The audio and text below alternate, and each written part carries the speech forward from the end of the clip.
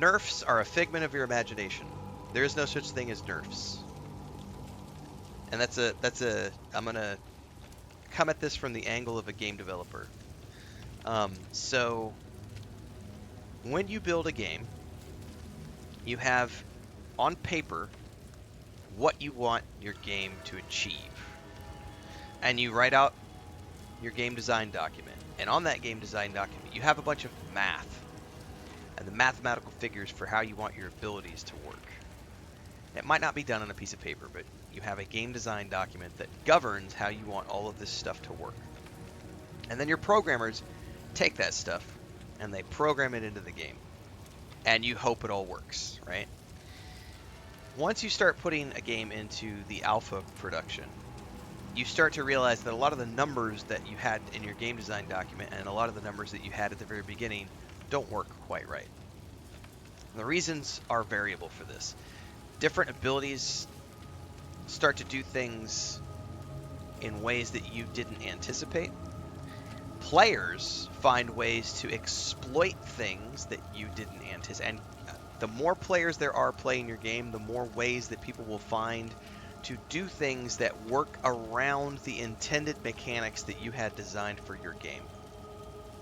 So if you wanted ability X to do Y, but then player Zeta comes along and with his 5 friends, they figure out a way to combo that ability with these 3 other abilities, and suddenly they've broken the defense of your mob and they've made it trivial to the point where the mob no longer is an effective boss. That is simply game development unfolding in real time. And then a game developer has to come back and say, well, we have to fix that because that's not the way we intended it to work. And so they fix that. Now here's where the problem comes in. The players, once you give something to players, the moment you take it away, many players will get upset. And that's when you get players who call things nerfs. It's not a nerf. It's a balance pass. We're balancing things to fix the things that are broken. We're fixing things that are not working as intended. We are fixing things to align with the greater vision that we have for this class, for this ability, for the game, for the boss, whatever. So I always chuckle when I see people talk about nerfs, and I don't know where that comment went. It's somewhere in chat. Because I have both YouTube and Twitch running right now, and there's a lot of chat going on, so I lost it somewhere. But it was something along the lines of, I'm scared to start a new character because I'm scared about the nerfs. Don't be scared of nerfs. You should never be scared of nerfs. Yeah, exactly like Hector said, sometimes the nerfs are there to make you play longer. Nudge, nudge, wink, wink. You should never be afraid of balance passes. Balance passes are always good for the longevity of the game. Now, it can be a struggle when you've gotten used to using a certain ability that made you feel like you were playing with God mode, and that's normally what happens. I would argue that 99% of the times that you see a player complaining about a nerf to their favorite class or their favorite ability is because they were doing something that was not intended. They had an ability, or they figured out a combo of abilities that made them into a god, and so they were able to like wipe out huge swaths of enemies. This is when you get the whole certain build is OP, certain ability is OP. Yeah, it's overpowered, and that's why the developers come back and balance that and tweak it and fine-tune it.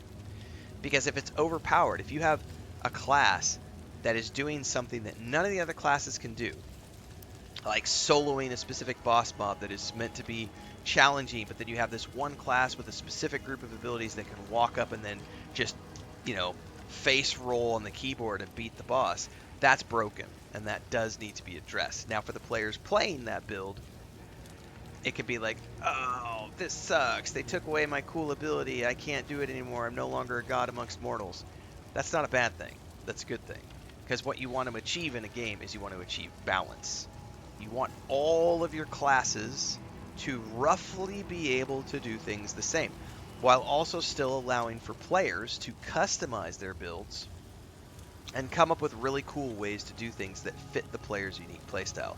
But what you never want is the meta build that is broken, that allows players to face roll the content And then somebody goes and puts out a video for that, and now suddenly everyone says that's the only build you should be making for this character. I remember when I was playing the monk.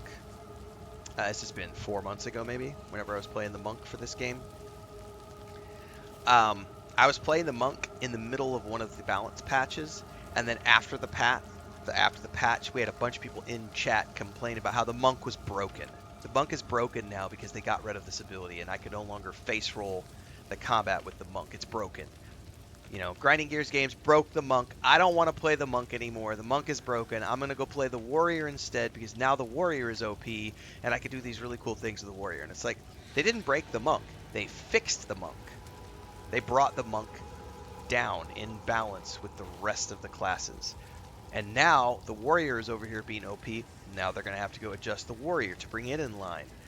That's the purpose of an early access. And also, anytime you're dealing with a live service game, whether it's EverQuest, EverQuest 2, World of Warcraft, Lord of the Rings Online, Star Wars: The Old Republic, Final Fantasy XIV, any live service game is going to do this over time because things like power creep, feature creep, players figuring out new creative ways to combo abilities and combo classes together to do specific things. Over time, different abilities, different classes will become broken. As a game gets bigger, as more players play, as more combinations get added, as more abilities get added, and that's part of the nature of having a live service game. And it can take a long time, decades in some cases. It can take a decade before an MMO or a live service game gets to the point where they feel like they have all of their abilities and classes working in a balanced manner. So then you see something like, say, World of Warcraft, where they might have 3 to 5 years that go by where all the classes work a specific way, and then they come back and they revamp things because it's time. We've added new content, we've added new features, we've increased the difficulty of bosses. Now we need to adjust for these overpowered builds that players are using. Lord of the Rings Online, Star Wars: The Old Republic are great examples of this as well, where the game will play a very specific way for like 5 years because they have an established balance that works, and then it gets to the point where, oh, we gotta fix that. Yeah, it's a little different with a single player game as opposed to a live service game for sure, Joe. The monk in PG3 is a good example of that, exactly. Athenos says nerfs are not that bad.